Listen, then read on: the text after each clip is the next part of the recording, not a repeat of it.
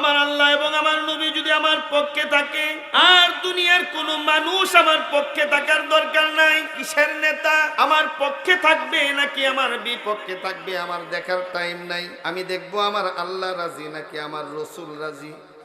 আমার আল্লাহ এবং আমার রসুল যদি আমার পক্ষে থাকে, দুনিয়ার সকল মাখলুক যদি আমার বিপক্ষে চলে যায়, আমার আফসোস নাই। কথা বলেন ঠিক কিনা? আল্লাহ এবং নবীকে নিয়ে যারা দুনিয়ার জিন্দেগিতে বাঁচতে চান, লিল্লাহি তাকবীর বলে একটু হাতটা দেখান। আল্লাহু আকবার। আল্লাহর হাবিব সাল্লাল্লাহু আলাইহি ওয়াসাল্লাম হযরতে জিবরাইল আলাইহিস সালাতু ওয়াস সালামের সঙ্গে যখন মেরাজ করতে রওনা দিলেন ঊর্ধ্ব জগতের দিকে, যেতে যেতে যেতে যেতে বিভিন্ন ঘটনা সামনে চলে আসছে, হাদিসের কিতাবগুলোর মধ্যে আসছে। তার মধ্য থেকে একটা ঘটনা আমি আপনাদের কাছে বিস্তারিত বর্ণনা করছি। আল্লাহর হাবিব সাল্লাল্লাহু আলাইহি ওয়াসাল্লাম আল্লাহর ফেরেশতা জিবরাইল আলাইহিস সালাতু ওয়াস সালামকে বললেন, এ ভাই জিবরাইল, এই লোকটা কে যাকে আমি দেখতেছি? অনেক বড় দেহের অধিকারী একজন বয়স্ক লোক, একটা গাছের নিচে বসে আছেন। আল্লাহর ফেরেশতা জিবরাইলকে প্রশ্ন করলেন, জিবরাইল, এই যে লোকটা দেখা যায়, লোকটা কে? জিবরাইল, লোকটা দয়ার নবী মায়ার নবী লোকটাকে দেখে ভয় পেয়ে গেলেন। আল্লাহর হাবিবকে ভয়ে জড়সড় হয়ে আঁটো হয়ে জিবরাইলকে প্রশ্ন করলেন, ভাই জিবরাইল, লোকটা কে? হযরতে জিবরাইল আমিন আলাইহিস সালাতু ওয়াস সালাম বললেন, ওগো নবীজি, এই যে লোকটাকে দেখতেছেন, এই লোকটা আর কেউ না, আল্লাহর ফেরেশতা মালাকুল মাউত। হযরতে আজরাইল আলাইহিস সালাতু ওয়াস সালাম বসা। আল্লাহর হাবিব সাল্লাল্লাহু আলাইহি ওয়াসাল্লাম হযরতে আজরাইলকে গিয়ে সালাম দিলেন। আল্লাহর ফেরেশতা আজরাইল আলাইহিস সালাতু ওয়াস সালাম সালামের উত্তর দিলেন। আল্লাহর নবী সাল্লাল্লাহু আলাইহি ওয়াসাল্লামকে বললেন, ওগো নবীজি, আপনার আগমন শুভ হোক। সুবহানাল্লাহ। আল্লাহর হাবিব সাল্লাল্লাহু আলাইহি ওয়াসাল্লাম আজরাইলকে দেখে প্রথমে ভয় পেয়ে গেলেন। আজরাইল যখন শান্তশিষ্টভাবে নম্র মেজাজে ঠান্ডা মাথায় আল্লাহর নবী সাল্লাল্লাহু আলাইহি ওয়াসাল্লামের সঙ্গে কথা বললেন, নবীজির ভয় ভিতর থেকে সম্পূর্ণ বের হয়ে চলে গেছে। আল্লাহর ফেরেশতা হযরতে আজরাইল আলাইহিস সালাতু ওয়াস সালামকে প্রশ্ন করলেন, এ ভাই আজরাইল, আমি কতক্ষণ যাবত তোমার দিকে তাকিয়ে আছি, তুমি একবার উপরের দিকে তাকাও, আরেকবার নিচের দিকে তাকাও, একবার উপরের দিকে তাকাও, আরেকবার নিচের দিকে তাকাও, একবার উপরের দিকে তাকাও, আরেকবার নিচের দিকে তাকাও। কেন ভাই আজরাইল তুমি এমনটা করো? আল্লাহর ফেরেশতা আজরাইল আলাইহিস সালাতু ওয়াস সালাম বললেন, ইয়া রাসূলুল্লাহ, ইয়া হাবিবাল্লাহ, এই যে গাছটা দেখতেছেন, এই গাছের মধ্যে অগণিত পাতা আল্লাহ দান করেছেন। ইয়া রাসূলুল্লাহ, ইয়া হাবিবাল্লাহ, এই গাছের মধ্যে এত পরিমাণ পাতা আল্লাহ দান করেছেন, হযরতে আদম থেকে শুরু করে কিয়ামত পর্যন্ত যত জিন এবং ইনসান আল্লাহ দুনিয়ার জমিনে প্রেরণ করেছিলেন, করছেন এবং করবেন, প্রত্যেকটা ব্যক্তির নাম এই গাছের পাতাগুলোর মধ্যে লেখা। একবার জোরে বলা যাবে কি সুবহানাল্লাহ? সেই পরিমাণ গাছের পাতা আছে, প্রত্যেকটা পাতার মধ্যে একজন করে ব্যক্তির নাম, এক একটা পাতার মধ্যে দুইজন ব্যক্তির নাম নাই, একজন করে ব্যক্তির নাম। আপনার নাম আব্দুল কুদ্দুস, আপনার বাবার নাম আব্দুর রহমান, আপনার বাড়ি হলো জামালপুর থানা, কোন জেলা? জামালপুর জেলা, কোন থানা, কোন গ্রামে অবস্থিত, কোন এলাকায়, আপনার বাসা নাম্বার কত, পুরা ঠিকানা ওই পাতার মধ্যে লিখে দিলেন। যিনি তিনি কে? আরেকটু আস্তে কোন। আল্লাহর ফেরেশতা আজরাইল আলাইহিস সালাতু ওয়াস সালাম বলেন, ইয়া রাসূলুল্লাহ, ইয়া হাবিবাল্লাহ, আমি একবার নিচের দিকে তাকাই, আরেকবার উপরের দিকে তাকাই, একবার নিচের দিকে তাকাই, আরেকবার উপরের দিকে তাকাই। আমি যখন উপরের দিকে তাকাই, তাকিয়ে দেখি কোন পাতাটা হলুদ বর্ণ আকার ধারণ করেছে। আপনারা সকলেই জানেন, গাছের পাতা যখন পড়ে যায় সবুজ থেকে হলুদ বর্ণ আকার ধারণ করে। আল্লাহর ফেরেশতা আজরাইল আমি তখন বুঝে যাই এই লোকটা এই পাতাটার মধ্যে যেই ব্যক্তিটার নাম লেখা বাংলাদেশে জামালপুর জেলায় অবস্থিত, ওই লোকটার হায়াতের সময় শেষ হয়ে যাইতেছে। ওই গাছের পাতাটা যখন পড়ে যায়, আমি আজরাইল ওই লোকটার সাথে সাথে জান কবজ করে ফেলি। কার পাতা হলুদ বর্ণ আকার ধারণ করে ফেলছে আমাদের জানা নাই। কথা বলেন, জানা আছে? আগামীকাল ফজর পর্যন্ত বাঁচবেন, কনফার্ম কেউ ঘোষণা দিতে পারবেন? তাহলে আমার আপনার পাতা যে হলুদ আকার ধারণ করে নাই, এর কি গ্যারান্টি? আল্লাহর হাবিব সাল্লাল্লাহু আলাইহি ওয়াসাল্লাম বলেন, মানুষ যখন মৃত্যুর সময় শুরু হয়ে যায়, মৃত্যুর ঘন্টা যখন বেজে যায়, গাছের পাতা যখন হলুদ বর্ণ আকার ধারণ করে, ঠিক 40 দিন আগে আল্লাহর একজন ফেরেশতা এসে আপনার বাড়িতে ঘোষণা করে, সকালে একবার বিকালে একবার, এই আব্দুর রহমানের ছেলে আব্দুল কুদ্দুস, তোর হায়াতের জিন্দেগির মাত্র সময় বাকি আছে 40 দিন। পরের দিন আবার আসে, তোর হায়াতের জিন্দেগির সময় আছে মাত্র 39 দিন। তোর হায়াতের জিন্দেগির সময় বাকি আছে মাত্র 38 দিন। তোর হায়াতের জিন্দেগির সময় বাকি আছে মাত্র 37 দিন। প্রতিদিন সকাল বিকাল ফেরেশতা ঘোষণা করতে থাকে। যার কারণে দেখবেন দুনিয়ার জমিনে অনেক মানুষ আছে, যে সমস্ত বান্দা বান্দিরা দুনিয়ার মধ্যে বন্ধু বান্ধব যদি থাকে, তাদেরকে ডেকে ডেকে বলতে থাকে, আয় দোস্ত, আয় আব্দুর রহমান ভাই, দোয়া করিয়েন, আমি বেশি দিন হয়তো বা বাঁচবো না, মাফ করে দিয়েন। সে বুঝে ফেলে তার হায়াতের জিন্দেগির সময় শেষ হয়ে যাইতেছে। ফেরেশতা সকালে এসে ঘোষণা করে, তোমার হায়াতের জিন্দেগির সময় বাকি আছে মাত্র 36 দিন, 35 দিন, 34 দিন, 33 দিন। এভাবে ঘোষণা করতে করতে করতে করতে যেদিন আপনার সময় মাত্র 1 দিন বাকি আছে, আল্লাহর ফেরেশতা বারবার আপনার বাড়িতে আসে, এ আল্লাহর বান্দা, তোর হায়াতের জিন্দেগির সময় কিন্তু শেষ হয়ে যাইতেছে। আল্লাহর ফেরেশতা এসে আল্লাহর বান্দাকে বারবার সকাল বিকাল দুপুর 12টায়, 11টায়, 10টায়, 9টায়, 8টায়, 7টায়, 6টায়, ঘন্টায় ঘন্টায় এসে আপনাকে ঘোষণা দিতে থাকে, আপনাকে এলান করতে থাকে, আপনাকে সজাগ করতে থাকে, এই আল্লাহর বান্দা, তোমার হায়াতের জিন্দেগির সময় কিন্তু শেষ। কিছু লোক বুঝে আর কিছু লোক বুঝে না। এমন একটা সময় আসে, আল্লাহর ফেরেশতা আজরাইল ওই গাছের পাতাটা যখন পড়ে যায়, আমার আপনার হায়াতের জিন্দেগি টান দিয়ে বের করে নিয়ে চলে যায়। মানুষ মনে করে আমি স্বপ্ন দেখছি, না, আল্লাহর কসম, মানুষ স্বপ্ন দেখে না, যা দেখে সেটা বাস্তবে দেখে। মানুষের মুমূর্ষ অবস্থায় জান কবজ করে ফেলে, মানুষ মনে করে আমি স্বপ্ন দেখছি। মানুষের জানাজা পড়ানো হয়, মানুষ মনে করে আমি স্বপ্ন দেখছি। 4 জন মানুষ এসে খাটকিটা কাঁধে নিয়ে কবরের দিকে নিয়ে যায়, মানুষ মনে করে আমি স্বপ্ন দেখছি। তাকে কবরে নামানো হয় 2 জন বা 3 জনে ধরে, মানুষ মনে করে আমি স্বপ্ন দেখছি। কবরের মধ্যে তাকে শোয়ানো হয়, সেভাবে আমি স্বপ্ন দেখছি। বাঁশের চাটাই দেওয়া হয়, বাঁশ দেওয়া হয়, উপরে মাটি দেওয়া হয়, সে মনে করে আমি স্বপ্ন দেখছি। বাবার, আমি আপনাদেরকে একটা প্রশ্ন করতে চাই, একজন মানুষ দুনিয়ার জমিন ছেড়ে যখন কবরের জগতে চলে যায়, মানুষ যখন মাটি চাপা দিয়ে চলে আসে, কবরের মধ্যে কয়েকজন ফেরেশতা ঢুকে। ফেরেশতাগুলোর নাম কি? হ্যাঁ, জুড়ে বলেন। মুনকার নাকির। সবাই বলেন কি নাম? মানুষ মাটি চাপা দিয়ে চলে আসে, আর ওই কবরের মধ্যে মুনকার নাকির নামক ফেরেশতা ঢুকে। কথা বলেন ঠিক কিনা?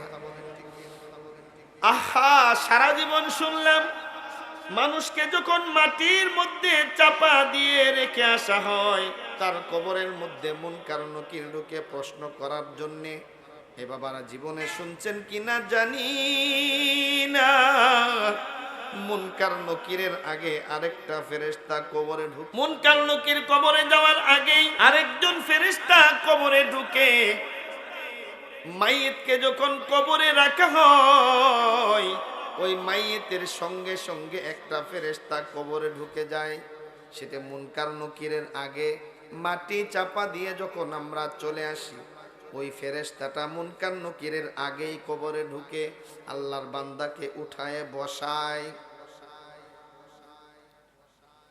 আল্লাহর বান্দাকে বসানোর পর আল্লাহর বান্দাকে সেই ফেরেশতাটা বলে, এ আল্লাহর বান্দা, দুনিয়ার জমিনে, দুনিয়ার জিন্দিগিতে, হায়াতের জিন্দিগিতে যা কর্ম করেছিলি ভালো মন্দ সবকিছু লেখ। আল্লাহর বান্দা তখন বলেন, এ ফেরেশতা, আমি কি দিয়ে লিখবো? আমার কাছে তো খাতা কলম নাই, আমি লিখবো কোথায়? কালি নাই, আমার কাছে খাতা নাই, আমার কাছে কলম নাই। এ ফেরেশতা, আমি কোথায় লিখবো? কি দিয়ে লিখবো? কালি কোথায় পাবো? কলম কোথায় পাবো? খাতা কোথায় পাবো?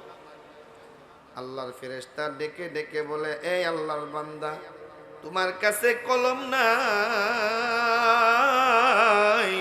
তোমার হাতের আঙ্গুল তো তোমার কাছে আছে। এই আল্লাহর বান্দা, তোমার কাছে খাতা নাই, তোমার কাফনের কাপড় তো আছে, তোমার কাছে কালি নাই, তোমার মুখের থুতু তো এখনো বিদ্যমান আছে। এই আল্লাহর বান্দা, তোমার কাফনের কাপড়টাকে খাতা বানাইয়া, তোমার আঙ্গুলটাকে কলম বানাইয়া, তোমার কাফনের কাপড়কে খাতা বানাইয়া, তোমার আঙ্গুলটাকে কলম বানাইয়া, তোমার মুখের থুতুকে কালি বানাইয়া, ওই কাফনের কাপড়ের মধ্যে তোমার ভালো মন্দ আমলগুলো লিপিবদ্ধ করো। আল্লাহর ফেরেশতা বারবার যখন বলা শুরু করে, আল্লাহর বান্দা তখন হাতের আঙ্গুলটা মুখের মধ্যে লালা নিয়ে কাফনের কাপড়ের মধ্যে আমল নামা লেখা শুরু করে। দুনিয়ার জিন্দেগিতে যত ভালো ভালো আমল করেছিল সবগুলো লেখা শেষ। আল্লাহর ফেরেশতা ডেকে ডেকে বলে, এই আল্লাহর বান্দা, থামলা কেন? আরো অনেক বাকি আছে, সেগুলো লেখো। ধমক দিতে থাকে। কিতাবের মধ্যে আসছে, বান্দা যখন লিখতে অস্বীকার করে তাকে গুর্জু মারা হয়, তাকে আঘাত করা হয়। বান্দা, দুনিয়ার মধ্যে অপকর্ম করেছিলি, জিনা করেছিলি, সুদ খেয়েছিলি, হালাল হারাম বাসস নাই, মানুষকে ঠকিয়েছিলি, রাজনীতি করতে গিয়ে জিনাইগাতি থানার মধ্যে জামাতের নেতাকে হত্যা করেছিলি, স্মরণ নাই? তোর এই খারাপ আমলগুলো লিপিবদ্ধ কর। পিটানি খাওয়ার পরে বান্দা খারাপ আমলগুলো লেখা শুরু করে। এবার আল্লাহর ফেরেশতা এই আমল ভালো এবং খারাপ আমলগুলো একটা তাবিজ বানাইয়া ওই মাইয়েতের গলার মধ্যে ঝুলিয়ে দিয়ে দেয়। আল্লাহ তাআলা কুরআনুল কারীমের মধ্যে এইভাবে ঘোষণা করেন, ওয়া কুল্লা ইনসানিন আলজামনাহু তাইরাহু ফি উনুকি। ভালো মন্দ আমলগুলো আল্লাহ গলার মধ্যে ঝুলিয়ে রাখবেন। কথা বলেন ঠিক কি না? হাসরের মাঠে যেদিন আপনি উঠবেন, হাসরের মাঠে যেদিন আপনি উঠবেন, আল্লাহ তাআলা বলবেন, ইকরা কিতাবাকা কাফা বিনাফসিকাল ইয়াউমা আলাইকা হাসিবা। এই বান্দা, তোর ভালো মন্দ আমলগুলো তুই নিজে পড়, নিজে পড়। যাবেন কোথায়? সেদিন কোথায় যাবেন? যাওয়ার জায়গা আছে? আল্লাহর ফেরেশতা আমল নামাগুলো গলার মধ্যে ঝুলাইয়া কবর থেকে বের হয়ে চলে যায়। এরপরে মুনকার নকির নামক ফেরেশতা প্রশ্ন করার জন্যে, বান্দাটা যদি আল্লাহওয়ালা হয়, কিতাবের মধ্যে আসছে মুনকার নকির ফেরেশতা কবরে ঢোকার জন্য ইচ্ছা পোষণ করে মাথার সাইড দিয়ে উত্তর দিক থেকে যখন ঢোকার জন্য প্রচেষ্টা চালায়, একটা লোক গিয়ে আল্লাহর ফেরেশতা মুনকার নকিরকে বাধা সৃষ্টি করে, এই আল্লাহর ফেরেশতা এদিক দিয়ে ঢুকতে পারবা না। বলে কেন? এই বান্দাটা শীত মানে নাই, গরম মানে নাই, চোটকাতি 12 মাস 5 ওয়াক্ত নামাজ ভালোভাবে ওযু করে আদায় করেছে। আমি নামাজ তাকে আজকে পাহারা দিতেছি, তার মাথার সাইড দিয়ে আমি প্রশ্ন করার জন্য যেতে দিব না।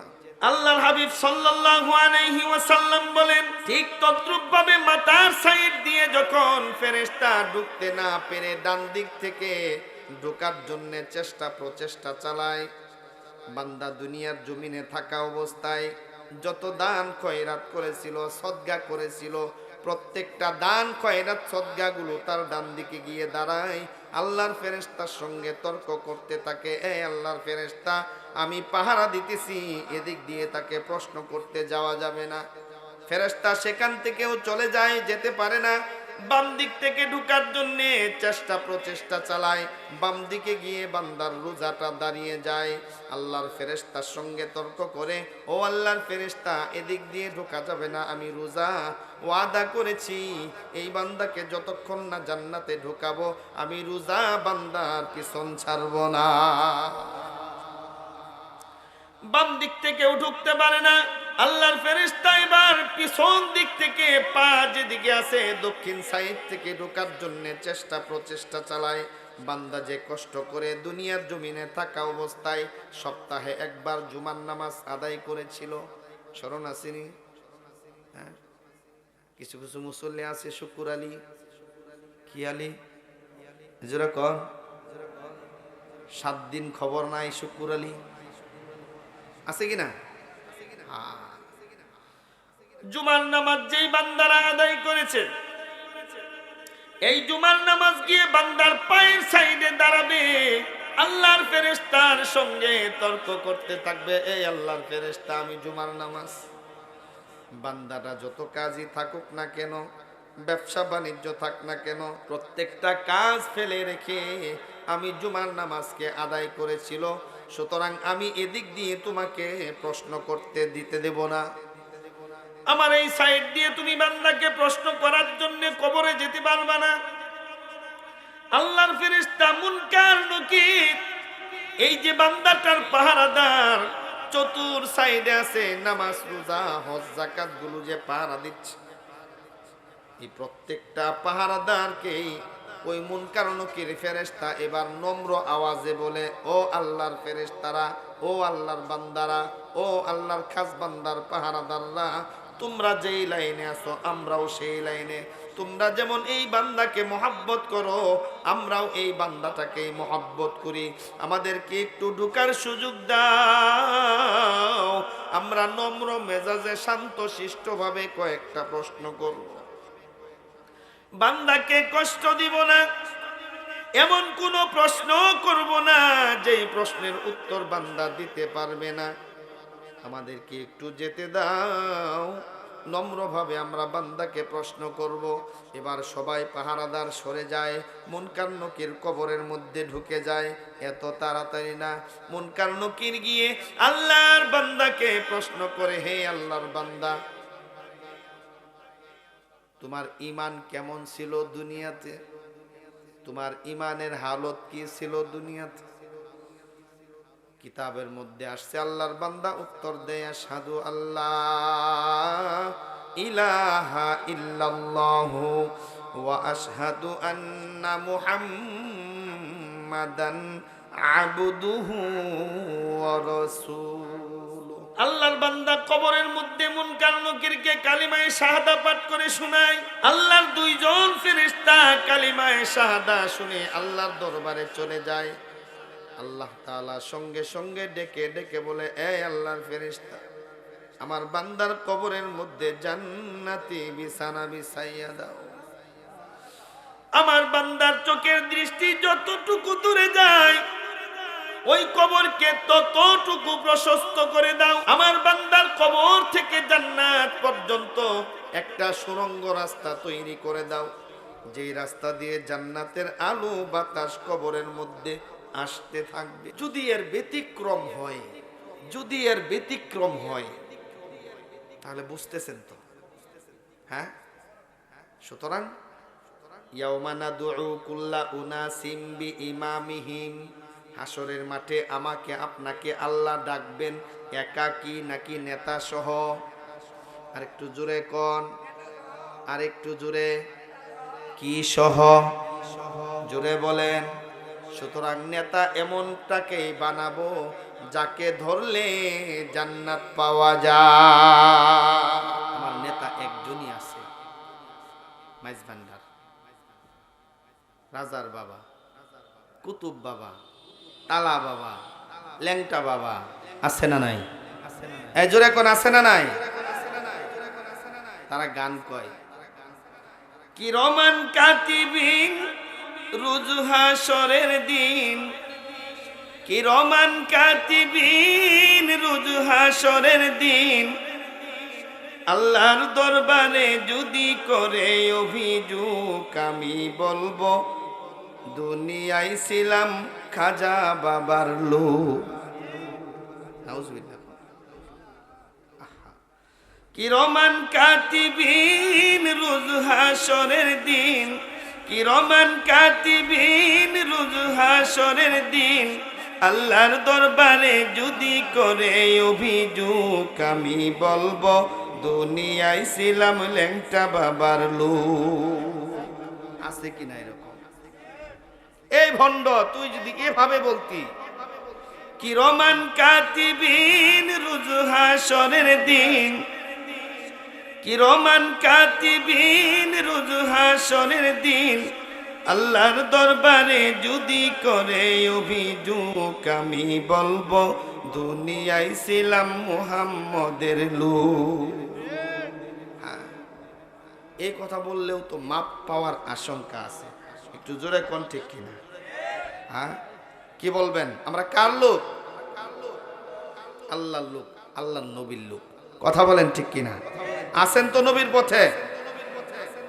জমি যদি এক কাঠা চলে যা, হ্যাঁ, এই জমি যদি এক কাঠা চলে যা, টাকা যদি 5,000 চলে যা, আল্লাহর পথে আছেন, নবীর পথে আছেন? একটু হাত তুলে দেখেন কারা কারা নাই।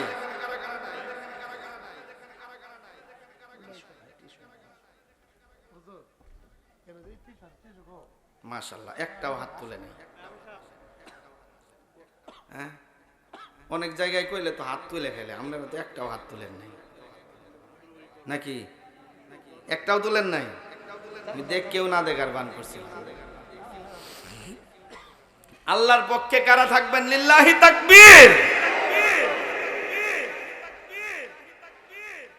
জমি যদি চলে যাও তাও থাকবো কার পথে? হ্যাঁ, জোরে বলেন কার পথে? নবীর পথে, আল্লাহর পথে ইনশাআল্লাহ ছিলাম, আছি, থাকবো। আল্লাহর পথে থাকতে গেলে আমি তো বলছি যে আমার জেল জুলুম আসতে পারে, জমা জমিতে ক্ষতি হইতে পারে, টাকা পয়সা চলে যাইতে পারে, ক্ষতিগ্রস্ত হতে পারি, সব কিছু মেনে নেওয়া লাগবে নাকি? আল্লাহ তাআলা বলেন, ওয়ালা নাবলুওয়ান্নাকুম বিশাইইম মিনাল খাউফি ওয়াল জু'i ওয়া নাকসিম মিনাল আমওয়ালি ওয়াল আনফুসি ওয়াস সামারাত ওয়া বাশশিরিস সাবিরিন। আল্লাহ পরীক্ষা করবেন প্রতিদিন, প্রতিনিয়ত, প্রতিটা মুহূর্তে। সকল পরীক্ষায় যিনি ধৈর্য ধারণ করতে পারবেন, জান্নাতের সুসংবাদ তার জন্যই দিয়েছেন যিনি, তিনি কে? আরেকটু জোরে বলেন না কে? সুতরাং আমার অর্থ সম্পদের মধ্যে ঘাটতি আসতে পারে, তারপরেও ধৈর্য ধরা লাগবে। অর্থ সম্পদ আল্লাহর রাস্তায় দান করা লাগবে, ধৈর্য ধরা লাগবে। আমার আল্লাহ এবং আল্লাহর রসুলের চাইতে তো আমার সম্পদের মূল্য বেশি না? বেশি? আল্লাহ আল্লাহর রসুলের চাইতে অর্থের মূল্য বেশি? এক কথা বলেন। এক পাল্লায় নবীর মুহাব্বত, এক পাল্লায় আল্লাহর ভালোবাসা, আরেক পাল্লায় আমার জমা জমি, টাকা পয়সা। কোন পথে আপনারা আছেন? আল্লাহর পথে। সত্যি তো? আল্লাহ তাআলা কোরআনে বলেন, কুল ইন কানা আবাউকুম ওয়া আবনাউকুম ওয়া ইখওয়ানুকুম ওয়া আজওয়াজুকুম ওয়া আশীরাতুকুম ওয়া আমওয়ালুন ইকতারাফতুমুহা ওয়া তিজারাতুন তাখশাউনা কাসাদাহা ওয়া মাসাকিনু তারদাউনাহা আহাব্বা ইলাইকুম মিনাল্লাহি ওয়া রাসূলিহি ওয়া জিহাদিন ফি সাবিলিহি ফাতারাব্বাসু হাত্তা ইয়াতিয়াল্লাহু বিআমরিহি। আল্লাহু আকবার বলেন। আল্লাহ তাআলা কুরআনুল কারীমের মধ্যে ঘোষণা করেন, قل إن كان آباؤكم وأبناؤكم وإخوانكم وأزواجكم وعشيرتكم وأموال اقترفتموها, তোমাদের দুনিয়াতে অর্থ সম্পদ, সন্তানাদি, স্ত্রী পুত্র, ধন দৌলত, ব্যবসা বাণিজ্য, টাকা পয়সা, দুনিয়ার সকল জিনিসকে যদি তোমাদের বেশি মহব্বত লাগে, তোমরা যদি বেশি মহব্বত করো তিন জিনিস থেকে, একটু জোরে বলেন কয় জিনিস, আরো জোরে, কয় জিনিস থেকে? এক নাম্বার মিনাল্লাহি, আল্লাহ থেকে। দুই নাম্বার ওয়া রাসূলিহি, আল্লাহর রাসূল থেকে। তিন নাম্বার ওয়া জিহাদিন ফি সাবিলিহি, আল্লাহর রাস্তার জিহাদ থেকে। আল্লাহ থেকে, রাসূল থেকে, আল্লাহর রাস্তার জিহাদ থেকে, আল্লাহ থেকে, রাসূল থেকে, আল্লাহর রাস্তার জিহাদ থেকে। আল্লাহ বলেন মিনাল্লাহি ওয়া রাসূলিহি ওয়া জিহাদিন ফি সাবিলিহি, এই তিন জিনিস থেকে দুনিয়ার সামগ্রীকে যদি তোমাদের বেশি মহব্বত হয়, ফাতারাব্বাসু হাত্তা ইয়াতিয়াল্লাহু বিআমরি। আল্লাহু আকবার। আমি আল্লাহর আযাব তোমাদেরকে গ্রেফতার করবে, অপেক্ষা করতে থাকো।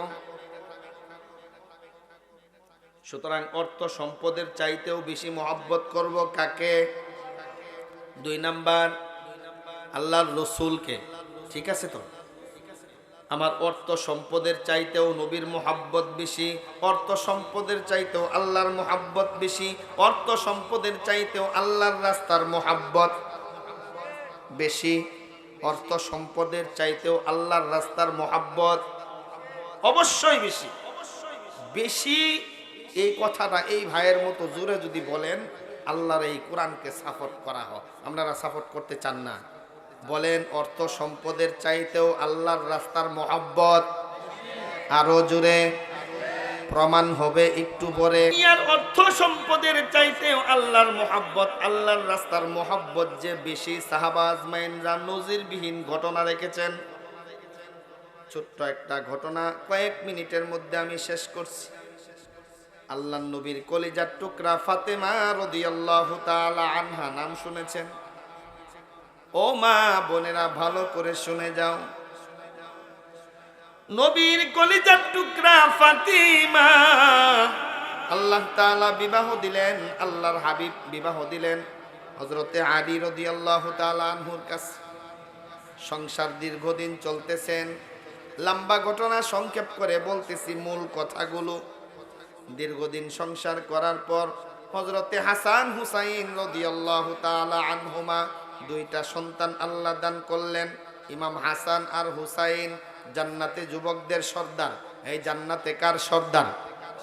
একটু জোরে বলেন না, কার সর্দার? যুবকদের সর্দার হাসান হুসাইন। যখন ছোট্ট মাসুম বাচ্চা, 3 দিন যাবত না খাওয়া, 3 দিনের ক্ষুধার যন্ত্রণা সহ্য করতে না পেরে গলা কাটা মুরগির মতো লাফালাফি করছে।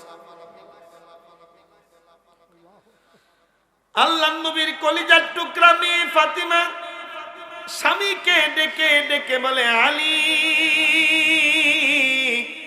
আর বুঝি বাঁচানো সম্ভব না। কি হয়েছে? কাকে বাঁচানো সম্ভব না? গিয়ে দেখেন আপনার কলিজার টুকরা হাসান হুসাইন ক্ষুধার যন্ত্রণা সহ্য না করতে পেরে গলা কাটা মুরগির মতো লাফালাফি করছে। ও আলী, খাবার কিনে নিয়ে আসেন। আলী বলে, কিছু নাই, টাকা পয়সা নাই, কি দিয়ে নিয়ে আসবে? আল্লাহর নবীর মেয়ে ফাতেমা একটা চাদর বের করে দিলেন। ও আলী, এই চাদরটা বাজারে নিয়ে যাও, বিক্রি করে যা পাও নিয়ে আস। বলে, চাদর কই পাইলা? এই চাদরটা আমার বাবা আমাকে হাদিয়া দিয়েছিলেন, যেই চাদরের মধ্যে নবীর ঘাম এখনো লেগে আছে। বাজারে নিয়ে যাও, বিক্রি করো, যা পাও নিয়ে আসবা, হাসান হুসাইনের মুখে দিতে হবে। হযরতে আলী বাজারে নিয়ে গেলেন চাদর, মদিনার বাজারে। মদিনার বাজারে গিয়ে ডাক দেয়, মদিনার সাহাবীরা রে, আল্লাহ নবীর কলিজার টুকরা নাতি হাসান হুসাইন ক্ষুধার যন্ত্রণা সহ্য করতে পারে না। নবীজির পক্ষ থেকে একখানা চাদর নবীর মেয়ে ফাতেমাকে হাদিয়া দিয়েছিলেন, যেই চাদরের মধ্যে এখনো নবীর ঘাম মোবারক লেগে আছে। কেউ আছনি এই চাদরটা ক্রয় করে কিছু টাকা দিবা? একজন সাহাবী সামনে এসে বলতেছে, আলী, নবীজির হাদিয়া, নবীজির ঘাম মুবারক যেহেতু লাগা আছে, তোমার কাছ থেকে আমি চাদরটা ক্রয় করতে চাই, আমার কাছে বিক্রি করবা? বলে হ্যাঁ করব। কয় টাকা দেওয়া লাগবে? তো তুমি যা মনে চাই দাও, তোমার চাদর তো পুরাতন, সর্বোচ্চ 2 থেকে 3 টাকা হবে। আলী, যেহেতু নবীর ব্যবহৃত চাদর, 2-3 টাকা আমি তোমাকে দিব না, বরং তোমাকে ডাবল দাম দিয়ে আমি 6 টাকা দিলাম। হযরতে আলী রাদিয়াল্লাহু তাআলা চাদরটা 6 টাকায় বিক্রি করে বাজার থেকে খাবার কিনলেন, বাড়ির দিকে রওনা দিলেন। রাস্তার মধ্যে একটা ভিক্ষুক বসে আছে। আলী, তোমার হাতে কি খাবার? বলে হ্যাঁ। যদি না দাও আর প্রাণে আমি বাঁচবো না। জামাটা উঠাইয়া দেখায় পেটের মধ্যে কয়েকটা পাথর বাঁধা। হযরতে আলী রাদিয়াল্লাহু তাআলা আনহুর চোখের মধ্যে আল্লাহ তাআলার কোরআনুল কারীমের আয়াত ভেসে আসছে, ওয়া আম্মাস সাইলা ফালা তানহা, সওয়ালকারীকে ফেরত দেওয়া যাবে না। সঙ্গে সঙ্গে 6 টাকার খাবার দান করে দিলেন ভিক্ষুককে। এবার আলী 1 কদম বাড়ির দিকে যায় তো 2 কদম পিছায়, 1 কদম বাড়ির দিকে যায়, 2 কদম পিছনে আসে। আর মনে মনে চিন্তা করে, হায় হায়, ফাতেমাকে গিয়ে আমি কি বলবো? 6 টাকা চাদর বিক্রি করেছিলাম, খাবার ক্রয় করলাম, ভিক্ষুককে দান করে দিলাম, আমার কলিজার টুকরা সন্তান হাসান হুসাইনের মুখে আমি কি দিব? আল্লাহ তাআলা কুরআনুল কারীমের মধ্যে ঘোষণা করেন, মান জাআ বিল হাসানাতি ফালাহু আশরু আমসালিহা। আল্লাহর রাস্তায় যা দান করা হয় তার 10 গুণ যিনি বৃদ্ধি করে দেন তিনি কে? হয় নাই? জবান খুলে বলেন কে? আল্লাহ তাআলার সেদিন কলিজায় লেগে গেছে। আল্লাহ তাআলা চিন্তা করলেন, আলী, তুই 10 টাকার খাবার 6 টাকার খাবার দান করলি, তুই তো আমি আল্লাহর কাছে 6-10 60 টাকা পাওনা হয়ে গেলি। এই আলী, তুই আলীর পকেটে আমি নগদ কিভাবে 60 টাকা দিয়ে দিব? আমি দেওয়ার জন্য চেষ্টা করতেছি। এমন মুহূর্তে আলী যখন বাড়ির দিকে রওনা, সামনে দেখে একটা নাদুস নুদুস মোটা তাজা উট নিয়ে একটা অপরিচিত লোক বাজারের দিকে যায়। আলীকে ডেকে ডেকে বলে, আলী, উট ক্রয় করবানি? বলে হ্যাঁ, ক্রয় করতে তো মনেই চাই, কিন্তু তুমি কে? তোমাকে তো আমি চিনি না, আমাকে চেনার দরকার নাই, আমি বিক্রি করব, তুমি ক্রয় করবা, বলো ক্রয় করবানি? হযরতে আলী ডেকে ডেকে বলেন, ক্রয় করতে মনে চাই, কিন্তু পকেটে টাকা না। আল্লাহর বান্দা ডেকে ডেকে বলে, আলী, তুমি যদি আমার কাছে উটটা ক্রয় করো, নগদ টাকা দেওয়া লাগবে না, আমি তোমার কাছে বাকিতে বিক্রি করতে চাই। তুমি বাজারে নিয়ে যাইবা, বিক্রি করে যা পাও লাভের অংশটা রেখে বাকি টাকা আমাকে দিয়ে দিবা, তাই নাকি? বলে হ্যাঁ, ঠিক আছে, কিনবো। কয় টাকা দেওয়া লাগবে? বলে 100 টাকা। আলী 100 টাকায় উটটা ক্রয় করলেন। মনে মনে চিন্তা করলেন, উটের দাম হওয়ার কথা 150 থেকে 160 টাকা, লোকটা অপরিচিত, তাও তো আমাকে বাকিতে 100 টাকায় উটটা দিয়ে দিল, বুঝলাম না। হযরতে আলী উটটা নিয়ে বাজারে চলে গেলেন, বিক্রি করার জন্য বাজারের দিকে রওনা দিলেন। রাস্তার মধ্যেই একটা লোক দাঁড়িয়ে আছে। আলীকে ডেকে ডেকে বলে, আলী, উট বিক্রি করতে যাওনি? বলে হ্যাঁ যাই। তোমার উটটা বড্ড পছন্দ হয়েছে, আমার বিক্রি করবা? বলে করব। কয় টাকা দেওয়া লাগবে? তো তোমার যা মনে চাই দাও, তোমার উটটা যদি আমার কাছে বিক্রি করো, আমি তোমাকে উটের মূল্য দিব 160 টাকা। একবার জুড়ে বলা যাবে কি সুবহানাল্লাহ? হযরতে আলী 160 টাকা দিয়ে উটটা বিক্রি করে দিলেন। পিছন দিক থেকে পূর্বের উটওয়ালা সামনে দাঁড়িয়ে গেছে। আলী উট বিক্রি করছো বলে হ্যাঁ করেছি। কয় টাকা বিক্রি করেছো? 160 টাকায় বিক্রি করেছি। তাহলে আমার 100 টাকা তুমি দিয়ে দাও, নিয়ে যান। 100 টাকা দিয়ে দিলেন। আলীর কাছে অবশিষ্ট লভ্যাংশ আছে কয় টাকা? হ্যাঁ জুড়ে বলেন, আপনাদের মনোযোগী দিকে নেই। আলী উট বিক্রি করে 60 টাকা লাভ করলেন। বাজারে চলে গেলেন, কয়েক টাকার খাবার কিনলেন, বাকি টাকা নিয়ে বাড়ির দিকে রওনা দিলেন। দরজায় যখন দাঁড়াইলেন, নবীর মেয়ে ফাতিমা আলীকে ডেকে ডেকে বলে, আলী স্টপ, দাঁড়াও। পুরাতন চাদর নিয়ে গেছো, এত টাকা বিক্রি করার কথা না, এত টাকা তুমি কোথায় পাইলা? আগে হিসাব দাও, তারপরে ঘরে ঢুকবা। হযরতে আলী রাদিয়াল্লাহু তাআলা আনহু ফাতেমাকে ডেকে ডেকে বলেন, এ ফাতেমা, এই হলো ঘটনা। নবীর মেয়ে ফাতেমা বলে, আলী, এই যদি হয় ঘটনা, চলো না নবীর দরবারে আমরা চলে যাই, নবীজি অবশ্যই ঘটনাটা খুলে বলতে পারে। দুইজন চলে গেলেন নবীজির দরবারে। ইয়া রাসূলুল্লাহ, ইয়া হাবিবাল্লাহ, আল্লাহর নবীকে গিয়ে ডাক দিবেন, সালাম দিলেন, আসসালাতু আসসালামু আলাইকা ইয়া রাসূলুল্লাহ। নবীজি সালামের উত্তর দিলেন, আর আলীর দিকে তাকাইয়া মুস্কি হেসে আলীকে ডেকে ডেকে বলেন, আলী, উটের মধ্যে লাভ করলা কত? আল্লাহর নবীর সাহাবী হযরতে আলী রাদিয়াল্লাহু তাআলা আনহু নবীজিকে ডেকে ডেকে বলেন, ইয়া রাসূলুল্লাহ, ইয়া হাবিবাল্লাহ, উট ক্রয় করলাম, বিক্রি করলাম, 3-4 জন ছাড়া আর দুনিয়ার কোনো মানুষ জানে না। আপনি নবীর কাছে যেহেতু খবর এসেছে, তাহলে উটের বিস্তারিত ঘটনা কি আজকে আপনি আমাকে বলেন। আল্লাহর হাবিব সাল্লাল্লাহু আলাইহি ওয়াসাল্লাম বলেন, আলী, তুমি যখন 6 টাকায় চাদর বিক্রি করে খাবার কিনে নিয়ে বাড়িতে যাচ্ছ, একটা ভিক্ষুককে 6 টাকার খাবার তুমি দান করে দিলা। আমার আল্লাহ তাআলা তোমার পকেটের মধ্যে 6-10-60 টাকা নগদ ঢুকানোর জন্য ইচ্ছা পোষণ করলেন। বলে তারপরে কি? এই আলী, আল্লাহ তাআলা হযরতে জিবরাইল আলাইহিস সালাতু ওয়াস সালামকে অর্ডার করলেন, যা রে জিবরাইল, যা, আমার জান্নাত থেকে একটা মোটা তাজা উট নিয়ে আলীর কাছে 100 টাকায় বিক্রি করবা, মানুষের আকার ধারণ করে। হযরতে জিবরাইল আলাইহিস সালাতু ওয়াস সালাম মানুষের আকার ধারণ করে জান্নাত থেকে একটা উট নিয়ে তুমি আলীর কাছে 100 টাকায় বিক্রি করেছিল।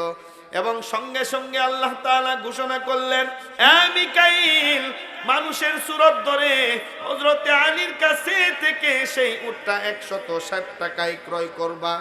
জিবরাইলকে দিয়ে বিক্রি করাইলেন, মিকাইলকে দিয়ে ক্রয় করাইলেন।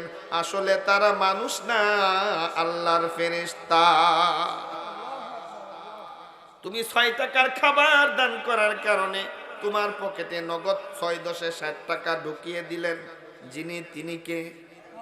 আর একটু জোরে বলেন না, তিনি কে? ওই আল্লাহ আজও আছে না নাই? ঢুকানোর ক্ষমতা আছে না নাই?